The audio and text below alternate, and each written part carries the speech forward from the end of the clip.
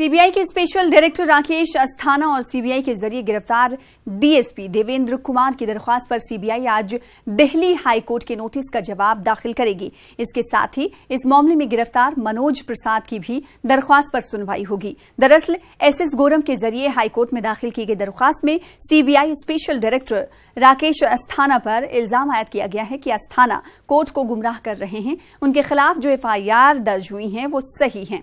जांच के बाद जो पुख्ता शवाहिद मिले हैं कि अस्थाना के नाम से रिश्वत ली गई है और ये रिश्वत 2 मरतबा ली गई है। वाज़ेह है कि राकेश अस्थाना और देवेंद्र कुमार की दरख्वास्त पर मिले नोटिस का जवाब दाखिल करने के लिए कोर्ट से वक्त मांगा जा रहा था। केस से जुड़ी तमाम फाइलें सीवीवी के पास हैं। अब आज की सुनवाई में देखना होगा कि सीबीआई हाईकोर्ट के नोटिस का क्या जवाब देती है और कोर्ट का क्या रुख होता है। ऑफिस ऑफ प्रॉफिट मामले में आज दिल्ली हाईकोर्ट में समाअत है। दिल्ली हाईकोर्ट के हुक्मनामे के बाद इलेक्शन कमीशन ने इस मामले में आम आदमी पार्टी के 20 अरकान असेंबली की रुकनियत मंसूख करने की मांग करने वाली दरख्वास्त को मुस्तरद कर दिया था और इसे गैर जरूरी करार दिया और सुनवाई के लिए 1 नवंबर का वक्त तय किया गया था।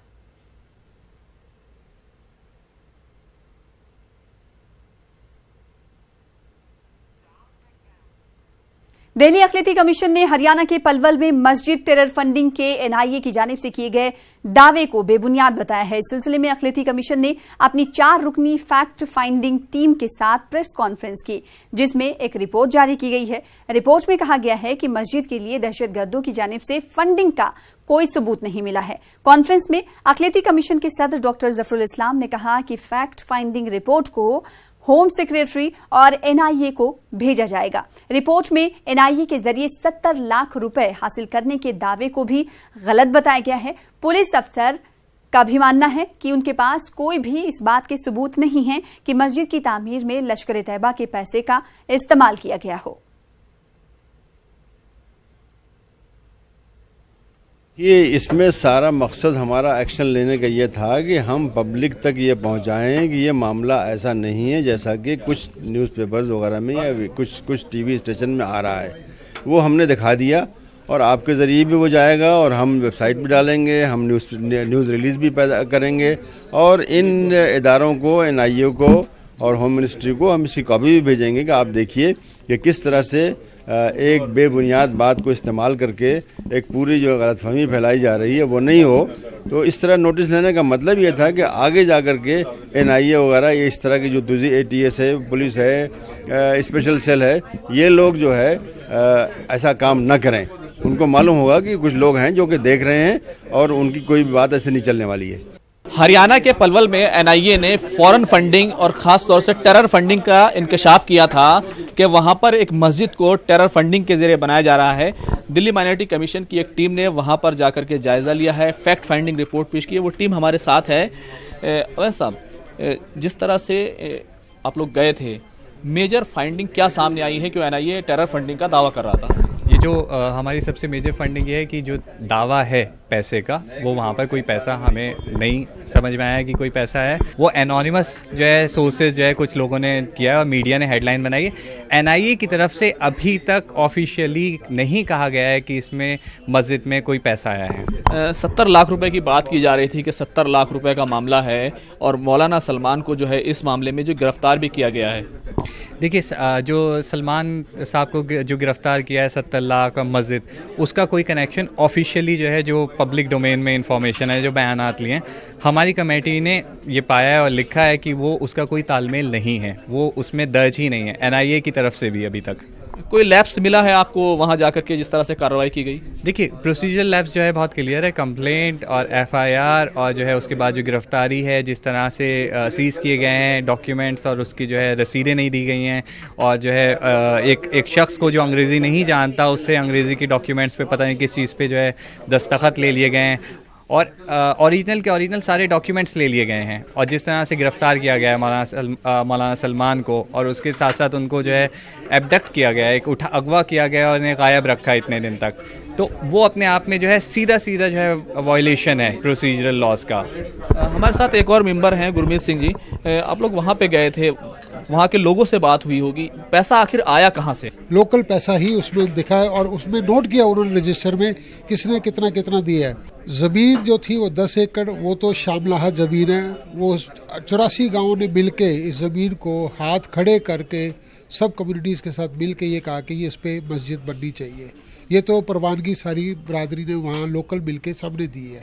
पुलिस ने तो बड़े साफ तौर पे कहा कि उनके पास कोई कंप्लेंट नहीं है कि यहाँ पर कोई ऐसा पैसा लगा हुआ है। तो आप देख सकते हैं किस तरह एनआईए ने जो दावा किया था उस पर जो है दिल्ली माइनॉरिटी कमीशन है उसकी टीम ने एक बड़ा सवाल खड़ा कर दिया है और अब ये लोग कह रहे हैं कि होम सिक्योरिटी और यूको बैंक से भी जो है इस मामले में पूछताछ होनी चाहिए। कैमरामैन चंद्रदेव के साथ खुरम शहजाद, न्यूज़ 18 दिल्ली।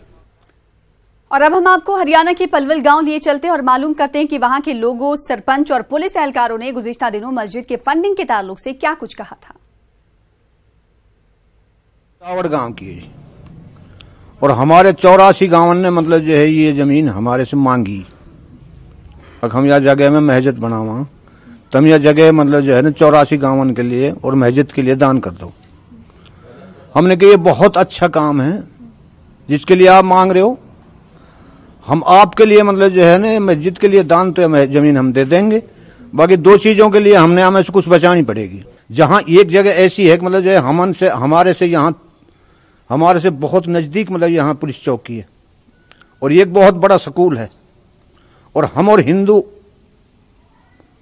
भाई यहाँ इकट्ठे मतलब जो है मिलकर रहा, जहां हिंदू और मुसलमान दोनों कौम मतलब जहां चौकी है, जहां सरकारी अस्पताल है, जहां स्कूल है, वहां कोई ऐसा भी काम हो सकता है। जनाब यहाँ में जितना काम हुआ मतलब जो है उतना मतलब जो है पैसा की उगाई हुई है। 7 जात और 36 बिरादरी ने हम उगाई दिए पैसा मतलब जो है ना। और धर्म के लिए तो मतलब जो है कोई किसी को भी दे सकता है और कोई धर्म के लिए तो मंदिर के लिए और मस्जिद के लिए तो कोई किसी का भी पैसा पहुंचा सकता है। इस पैसे को मतलब जो उटावड़ गांव और 84 गांव की बिरादरी ला रही है इन पैसा न चंदा करा है पैसा का। हमें तो ये लगता नहीं है, हमारे इतनी पीढ़ियां गुजर गई हैं इस गांव में और इतना अच्छा मतलब यहाँ रियास है और इस मस्जिद के बारे में ना जी ये मरकज है, ये कितने गांव इनके लगते हैं, इन्होंने ये नमाज पढ़ने के लिए बनाई है, बच्चों के पढ़ने के लिए मदरसा है, ऐसा कुछ नहीं है। ये बहुत सार्वजनिक जगह है जी, धार्मिक जगह है। ये जमीन सारे गांव की है जी, ये 36 बिरादरी की जमीन है और जिस दिन ये जमीन एक्वायर की थी 36 बिरादरी का यहाँ मतलब है कि मीटिंग हुई थी और सब क्या क्या से तो देखो इसमें तो पैसा सबका है जी, हिंदुओं का भी है, मुसलमानों का भी है, आसपास के जैसे भी जिसकी कोई श्रद्धा के अनुसार धार्मिक जगह में पैसा देता है, सब देते हैं, हम भी देते हैं, ऐसी कुछ बात। करीब 1 हफ्ता पहले निजामुद्दीन मरकज से एक लड़के की गिरफ्तारी की गई थी जिसका संबंध उटावड़ हतीन एरिया से लड़के से था। तो उसी के संबंध में आज ये फॉलोअप के लिए टीम यहाँ आई थी। इसमें करीब 4 सदस्यीय टीम थी। उस टीम ने अपनी यहाँ पे कुछ जांच की है और कुछ जो विटनेस थे उनके बयान रिकॉर्ड किए हैं और उसके बाद हमारा जो लोकल पुलिस ने इनको सुरक्षा मुहैया कराई। और इस खबर पर मजीद बातचीत करने के लिए रुख करेंगे दिल्ली का। हमारे साथ हमारे नुमाइंदे शंकर आनंद जुड़ चुके हैं। शंकर आनंद, दिल्ली अक़लियती कमीशन ने सीधे तौर पर कह दिया है कि एनआईए के जरिए जो दावा किया गया था कि मस्जिद के तामीर में, मस्जिद को बनाने में टेरर फंडिंग का पैसा लगा हुआ है, उसे बेबुनियाद करार दे दिया है। सना, देखिए कई बार ऐसी चीज़ें होती हैं कि जिस तरह से मामला जो आम लोग कह रहे हैं, निश्चित तौर पे आम लोग सही कह रहे होंगे, क्योंकि यहाँ सिर्फ एक व्यक्ति या एक परिवार का मसला नहीं है, कई परिवार इस मामले पर जिस तरह से बयान दे रहे हैं कि बाकायदा उन लोगों से ज़कात के जरिए चंदे वसूले गए और वो पैसे इस मदरसे के नाम पे वसूले गए। लेकिन जो जांच एजेंसी है अगर इतने लोगों को गिरफ्तार की है और इस मामले की अगर इन्वेस्टिगेशन कर रही, कई स्थानों पे छापेमारी कर रही है, तो निश्चित तौर पे वो एक सबूतों के आधार पे ही कर रही होगी और बिना सबूत बेबुनियाद ऐसे आरोप नहीं लगा सकती है।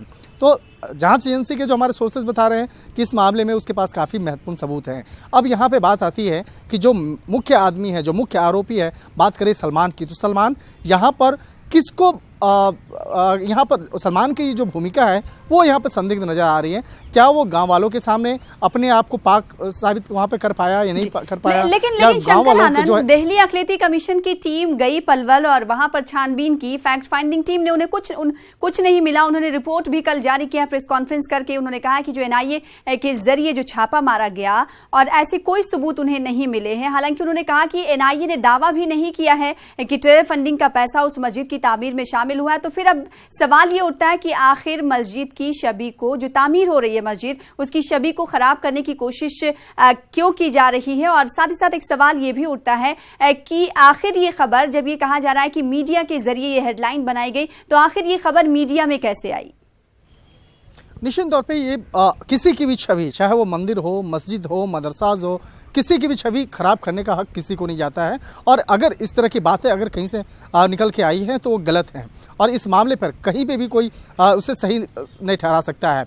यहाँ पर जिस तरह से पिछले 4 महीनों से बाकायदा मस्जिद के नाम पर, मदरसाज के नाम पर जिस तरह से एक आरोप लगे हैं, इस मामले पर एनआईए इस मामले को कोई खंडन भी नहीं की है। अगर कहीं ये खबरें निकल के छन के बाहर आ रही है, या कोई सोर्सेज के हवाले से आ रही है, या जो हवाला कारोबारी की जिसकी गिरफ्तारी हुई है उसकी गिरफ्तारी के बाद जो जिस तरह से मामले निकल के आई है, तो ऐसे मामले पर सामान्य तौर पे देखा जाता है कि अगर वो खबर गलत होती है या इन्फॉर्मेशन गलत होती है तो जांच एजेंसी उसका खंडन करती है, और लिखित तौर पर इस मामले को बाकायदा उस जांच जो रिपोर्टर्स होते हैं, रिपोर्टर को बताया जाता है, वो या संस्थान को बताया जाए, चाहे वो प्रिंट हो या टेलीविजन मीडिया को बताया जाता है। लेकिन अभी तक इस मामले में केंद्रीय जांच एजेंसी एनआईए की तरफ से कोई भी खंडन लिखित तौर पर या औपचारिक तौर पर नहीं किया गया है।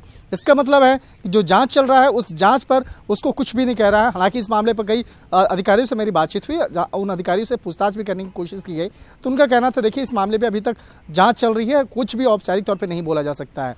लेकिन इस मामले पर जब पूछा गया कि एक मस्जिद या मदरसा के नाम पे जिस तरह से आरोप लग रहे हैं कि आप लोग गलत तरीके से इन्वेस्टिगेशन कर रहे हैं, तो उस मामले पे उनका साफ तौर पे कहना था कि अभी कुछ भी नहीं कहा जा सकता है, क्योंकि इस मामले पर इन्वेस्टिगेशन चल रहा है।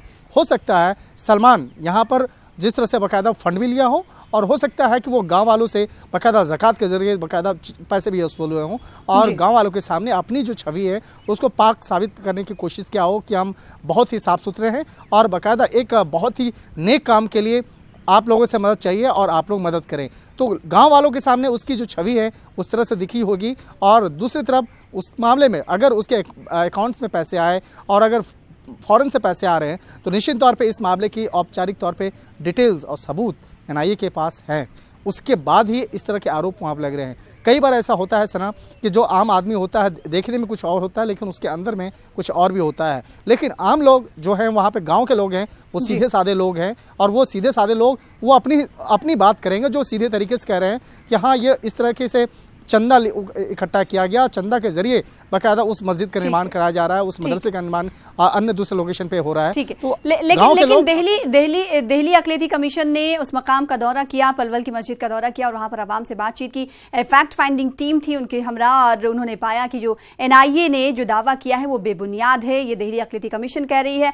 फिलहाल मरकजी जांच एजेंसी इस मामले में मजीद तहक़ीक़ात कर रही है। बेहद शुक्रिया शंकर आनंद तफसील के साथ बातचीत करने के लिए, अपडेट देने के लिए।